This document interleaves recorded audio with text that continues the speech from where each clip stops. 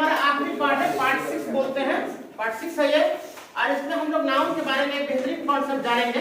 Noun के बारे में हम लोग सब डिटेल वाइज पढ़ चुके हैं कि नाउन क्या है, नाउन का कॉन्सेप्ट क्या है, नाउन का हम लोग जितना भी चीज देखे हैं सारा चीज तो देख लिया है, बात नहीं करो। ये नाउन का बहुत ही इंपॉर्टेंट पार्ट है। जनरली हम लोग कॉमनली जब पढ़ते हैं ना तो हमको मालूम ही नहीं रहता है और गलती कर बैठते हैं। तो इस पार्ट में हमें सीखना है नाउन के पार्ट 6 में किसके बारे में, एपोस्ट्रोफी एस बोलते हैं। इसका उच्चारण में हमने लिख दिया है, इसको क्या पढ़ेंगे, apostrophe S, A P O S T I O P H Y। और ये जो देख रहे हैं एक नीचे कॉमा होता है, अब जब कुछ लिखते हैं तो कॉमा देते हैं, लिखते हैं ये नीचे कॉमा देकर कहां देना है, ऊपर देना है। और फिर हमें एस लिखना है, इसे हम क्या पढ़ते हैं, एपोस्ट्रोफी एस। जैसे हम लोग अभी टॉपिक पढ़ रहे हैं किसका, नाउन का। नाउन के बारे में डिटेल वाइज आपको पढ़ा चुके हो, इस वीडियो में हम रिपीट नहीं करेंगे। नाउन में होता क्या है, जब भी नाउन का दो केस होता है, जनरली कितना केस होता है, चार केस में इस्तेमाल करते हैं, दो केस हम लोग पढ़ चुके हैं। नाउन एक सब्जेक्टिव केस होता है जिसे हम नॉमिनेटिव केस ही बोलते हैं। जैसे मान लीजिए कोई राम नाम का लड़का है, मेरा स्टूडेंट है, उसने मुझे कॉल किया, मैंने बोला कि राम ने मुझे कॉल किया, तो राम यहाँ पे कौन है, कॉल करने वाला है। राम को हम सब्जेक्ट बुलाएंगे, क्या बुलाएंगे, सब्जेक्ट बुलाएंगे। इसे सब्जेक्टिव केस बोलेंगे या नॉमिनेटिव केस बोलेंगे। जब हम लोग केस के बारे में पढ़ेंगे उसमें डिटेल में चर्चा करेंगे। और दूसरे सेंटेंस में मैंने बोला कि मैंने राम को कॉल किया। एक सेंटेंस में राम मुझे कॉल कर रहा है, राम सब्जेक्ट है।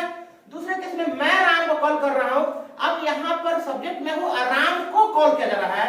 यहाँ पे राम सब्जेक्ट के तौर पे नहीं आ रहा है, ऑब्जेक्ट के तौर पे आ रहा है। किस तौर पे आ रहा है, ऑब्जेक्ट। तो एक बंदा सब्जेक्ट के तौर पे कभी हो सकता है, कभी ऑब्जेक्ट के तौर पे। मैं जैसे मान लो मैं बोला क्या, मैं अपने मेरे फादर मुझे पीट रहे हैं, तो सब्जेक्ट कौन है, मेरे फादर, मैं पीट रहा पापा को कि पापा मुझे पीट रहा है, मेरे फादर मुझे पीट रहे हैं या मेरे फादर मुझे डांट रहे हैं, तो सब्जेक्ट कौन है, मेरे फादर। अब मैंने बोला कि मेरे दादाजी मेरे फादर को डांट रहे हैं, अब मेरे फादर डांट रहे हैं कि डांट खा रहे हैं, डांट खा रहे हैं वो, तो अब वो सब्जेक्ट नहीं है, क्या है, ऑब्जेक्ट। एक आदमी कभी सब्जेक्ट हो सकता है, कभी ऑब्जेक्ट हो सकता है, उसी सब्जेक्टिव ऑब्जेक्टिव केस बोलते हैं। ये जो एपोस्ट्रोफी एस है, इसमें नाउन का हम लोग पोजीशन दिखाएंगे किसी भी चीज पर। जब आप किसी भी चीज पर किसी का अधिकार दिखाना हो, एपोस्ट्रोफी एस का इस्तेमाल करते हैं। जैसे देखिए पहला केस है क्या, अ बॉयज कार। देखिए एक आर्टिकल है, मालूम है आप लोगों को, ये बॉय क्या है, आपका नाउन है। अब बॉय कौन नाउन है, बॉय कौन नाउन है ना, proper noun, common, collective, material, common noun. क्योंकि जितने भी सारे लड़के हैं सबके लिए बॉय वर्ड का इस्तेमाल है, तो स्पेशली मेरे लिए बना हुआ है या इसके लिए बना हुआ है बॉय, सब लड़के के लिए बना हुआ है बॉय, तो कॉमन नाउन है। अब इस कॉमन नाउन में देखो हमने एपोस्ट्रोफी एस का इस्तेमाल किया, तो ये कॉमन जो नीचे न जाकर के ऊपर चला गया है और फिर ये एस का इस्तेमाल किया है। और उसके बाद एक दूसरा वर्ड है जो नाउन है, वो कार है। समझ में आ रहा मेरी बात। तो इस कार पर इस लड़के का अधिकार दिखाना है हमें, तब इसीलिए हमने एपोस्ट्रोफी एस का इस्तेमाल किया। अब बॉयज कार लिखने से इसका मतलब हो गया लड़का का कार। लड़का शादी विवाह करने के लिए आता है, बोलते किसकी गाड़ी, लड़का की गाड़ी है, अच्छा तो लड़के का गाड़ी सजा हुआ होता है। तो हमने बोला अब बॉयज कार, लड़का का कार या लड़के की कार, एक लड़का के सेंस में इस्तेमाल कर रहे हैं। हम बॉयज बोलेंगे, बॉय कार बोलेंगे। अगर मान लीजिए हमने वाई एपोस्ट्रोफी एस हटा दिया और सिर्फ लिखा अब बॉयज कार, समझ में आया? तो अब लड़का का कार नहीं हुआ, ये लड़के सब कार होगी। समझ में, लड़का का कार नहीं है, लड़का का अधिकार उसमें नहीं दिखा रहे, बल्कि लड़के सबको हम क्या बना दिए, कार बना दिए।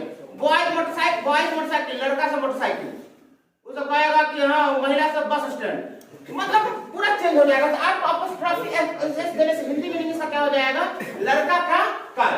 गर्ल्स ड्रेस, अब गर्ल्स ड्रेस यानी किसका ड्रेस है, ये लड़की का ड्रेस है।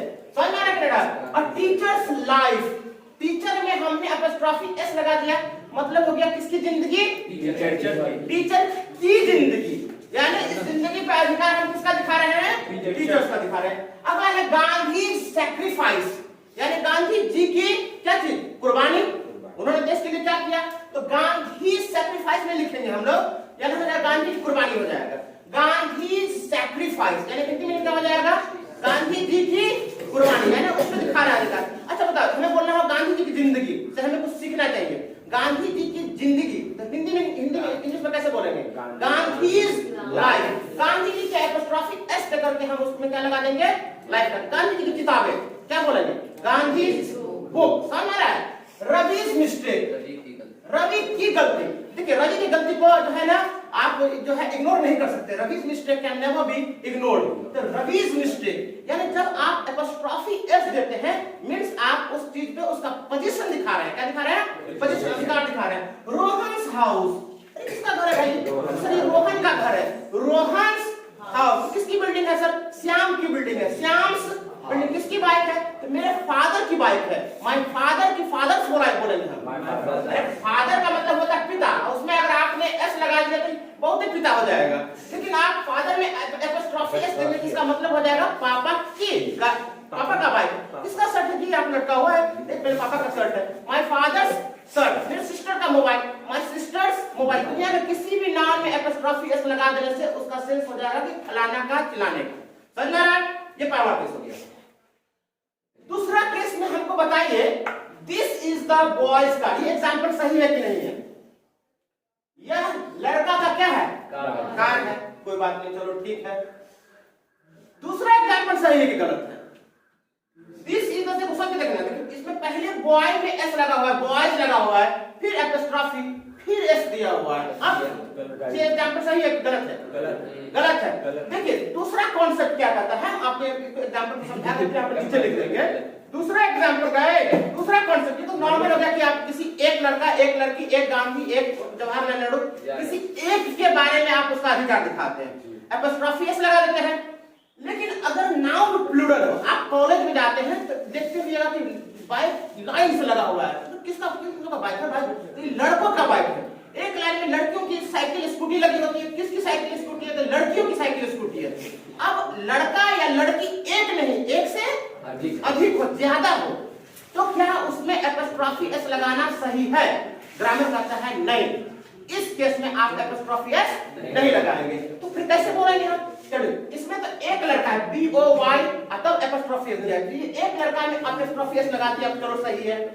दिस इज द बॉयज, इस बुलाएगा, समझ में आ रहा है, तो ये गलत है। आप क्या कीजिएगा, बॉयज को रहने दीजिएगा, ये एपोस्ट्रोफी एस जो है सिर्फ एस को हटा दीजिएगा, एपोस्ट्रोफी रहने दीजिएगा। यही एग्जांपल क्या होगा, सही होगा। This is the boys car, ये लड़कों की गाड़ी है, यानी उस गाड़ी कार है, इस कार में 4-5 लड़का आया है और ये चारों 5 लड़के की गाड़ी है। She lives in a girls hostel, वो किस हॉस्टल में रहती है, लड़कियों के हॉस्टल में रहती है। पहले देख रहे हो GIRLS, पहले प्लूरल नाउन है, एपोस्ट्रोफी एस देने की जरूरत आपको नहीं है, सिर्फ एपोस्ट्रोफी दीजिएगा, आपका सेंटेंस सही हो जाएगा।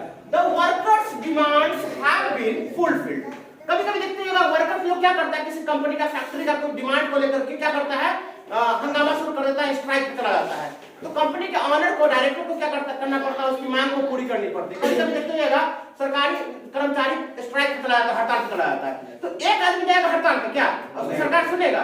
यहाँ पर तो हजारों को तो सरकार सुनता ही नहीं है, लाठी से दौड़ा देता है, एगो को तो बोलता फांसी पे चढ़ा देगा। समझ में आ रहा है? तो यहाँ पे बोला क्या कि द वर्कर्स डिमांड, कितने वर्कर है, ये जो नाउन वर्कर है ये एक है कि दो है, बहुत ज्यादा वर्कर है, तो यहाँ पे एपोस्ट्रोफी एस देना जायज नहीं है। तो हम यहाँ पे से एपोस्ट्रोफी एस हटा देंगे, सिर्फ एपोस्ट्रोफी का इस्तेमाल करेंगे। The workers demands have been fulfilled, यानी वर्करों के डिमांड को क्या कर दिया गया है, फुलफिल कर दिया गया, पूरा कर दिया गया। और लास्ट एग्जांपल देखिए, the doctors strike has been ended या कैंसिल्ड, बोलो आप, डॉक्टर का हड़ताल खत्म हो गया हुआ है। देखिए डॉक्टर में पहले एस लगा हुआ है, डॉक्टर से फिर एस लगा दिए, तो ये गलत है, सिर्फ एपोस्ट्रोफी एस देना।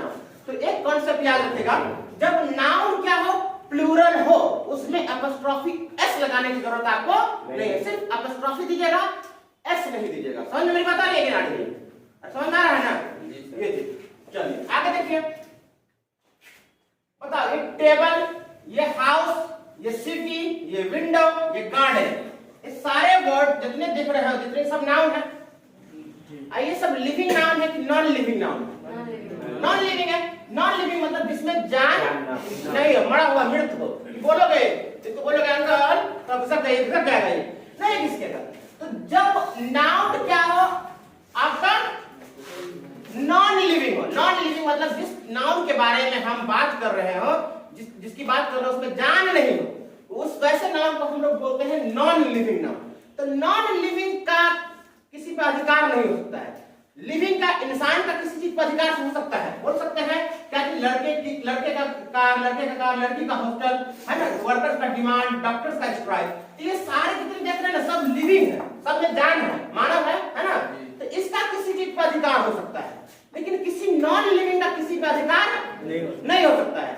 अगर कहिएगा सर वैसे केस में बोलना होगा तो जैसे बोलना हो कि मेरे मोबाइल का जो है टच है ना, तो मोबाइल टच बोला जाए क्या? बोलेगा सर मेरे मोबाइल का टच खराब हो गया, होता है टच है ना। आप यहाँ पे मोबाइल लिख रहे हैं, मोबाइल टच, ये ग्रामर कहता है कि गलत है। क्या है? गलत है, क्योंकि मोबाइल का टच पे कोई अधिकार नहीं है। आप मोबाइल टच नहीं लिख सकते हैं, तो फिर क्या लिखेंगे? देखिए एग्जांपल, द टेबल स्लेव, ये टेबल का जो ये होता है पौवा जिसको हम लोग बोलते हैं, वो उसका होता है क्या? वो बोलेगा कि मेरा पौवा खराब हो गया, टेबल नहीं बोलेगा, इसका ऑपरेशन करा दीजिए। टेबल स्लेव क्या है? टेबल क्या है? टेबल नॉन लिविंग है ना, तो टेबल स्लेव नॉन लिख करके आप ऐसे लिख सकते हैं the leg of the table. अब ये सही है। मोबाइल टच न लिख के the touch of my mobile आप लिख सकते हैं, मोबाइल टच न लिख करके। The house roof, the houses roof, ये ग्रामर कहता है गलत है, क्योंकि हाउस क्या है? निर्जीव है, इसमें कोई जान नहीं है, नॉन लिविंग है, इस घर का छत नहीं होगा। द हाउसेज रूफ न लिख करके आप लिख सकते हैं पहले आर्टिकल द दे दीजिए, उसका जिसका है वो दे दीजिए, उसका प्रीपोजिशन ऑफ दीजिए, अतः हाउस दीजिए। The roof of the house, the houses roof न लिख करके क्या लिखेंगे हम? The roof of the house. ये सारा एग्जांपल गलत है आपका। द सिटीज स्ट्रीट्स, शहर की गलियां, तो शहर का गलियां में कोई अधिकार है? नहीं है। आप क्या लिखेंगे? The streets of the city, शहर की गलियां है ना, बहुत सुनसान है। द विंडोज ग्लास, शीशे का ग्लास में क्या होता है? शीशा, अरे हम लोग खिड़की में शीशा नहीं लगाते हैं, तो वही द विंडोज ग्लास, तो इसको हम क्या लिख सकते हैं? The glass of the window. The garden fruit, जो गार्डन में फल है वो गार्डन का फल, हम क्या लिखेंगे? The fruit of the garden. ऐसे बहुत सारे एग्जांपल आप लिख सकते हैं। तो नॉन लिविंग के साथ कभी भी एपोस्ट्रोफी एस नहीं आता है, उसे हम ऑफ से बनाते हैं। क्या बनाते हैं?